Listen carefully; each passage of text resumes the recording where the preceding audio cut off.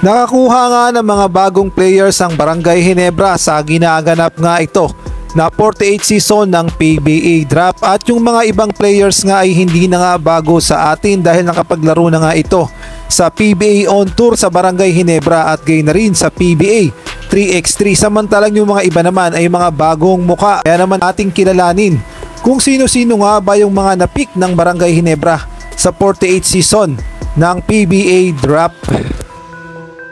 At nauuna nga dyan si Rafael Cu na second round 11 pick na galing sa De La Salle University. Naglaro na nga ito sa Barangay Ginebra On Tour at gayon na rin sa Barangay Ginebra 3x3. Ang pangalawa naman sa third round 11 pick, eto ngang si Kim Aurin na galing sa JRU at sa UPHS Delta. Nakapaglaro nga ito sa Barangay Ginebra On Tour at gayon na rin sa Barangay Ginebra 3x3. At ang pangatlo naman, ang anak ng PBA legend na si Freddy Abuda, na si Franz Abuda na nanggaling sa San Beda University.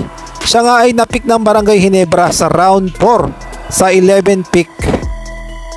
Samantalang sa 5th round naman sa 11 pick, nakuha nga ng Barangay Ginebra itong si Brand Ray Bienes na naglalaro sa Far Eastern University.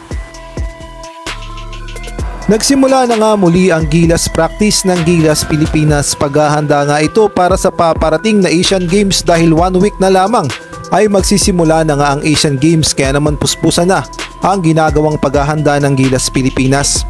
Lumipat nga sila ng venue ng kanilang practice at dito na nga sila nagpractice sa May Calamba, Laguna sa Inspired Sports Academy. At hindi nga gaya ng dati na open to public ang mga ginagawang Gilas practice ng Gilas Pilipinas. Sa ngayon nga ay ginawa na itong closed door practice at hindi nga ito open sa public.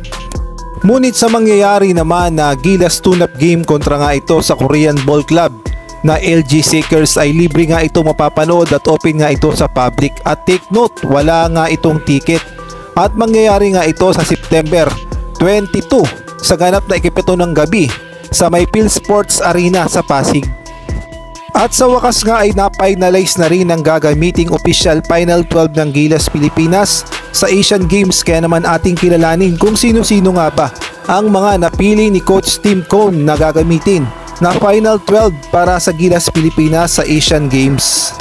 Binago nga ni Coach Tim Cone yung isinabmit ng MVP Group at ni Coach Chot Reyes na Final 12 na gagamitin sa Asian Games. Halimbawa na lamang naka-lineup nga dyan si Junmar Fajardo, Keeper Rabena, Scotty Thompson, Roger Pugoy, CJ Perez, Japet Aguilar, Jamie Malonzo, Chris Newsam, Calvin Optana, Brandon Ganuelas Racer, Justin Brawley at itong si Angelo Kwame.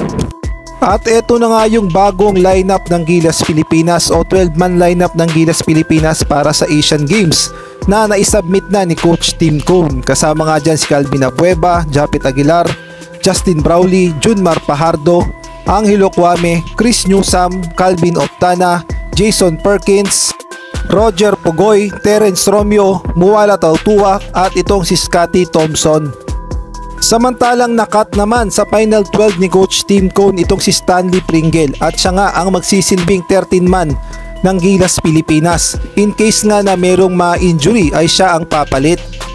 Pati nga yung coaching staff ng Gilas Pilipinas ay may kaunting pagbabago. Ang team manager nga ay si Al Francis Chua, ang head coach si Coach Tim Cone, ang assistant coach si Coach Richard Del Rosario, ang assistant coach naman ay si Olsen Racela, assistant coach Jong Ichiko at ang assistant coach ay si L.A. Tenorio. Kung atin ngang mapapansin ay wala na sa listahan ng mga assistant coach ng Gilas Pilipinas men ang anak ni Coach Chot Reyes na si Coach Jos Reyes. Well, busy kasi ngayon si Coach Jos Reyes para naman sa Gilas Pilipinas under 16. At ang pumalit nga sa kanya ay itong si Coach Olsen Racela na isa ngayon sa mga assistant coach ng Gilas Pilipinas men.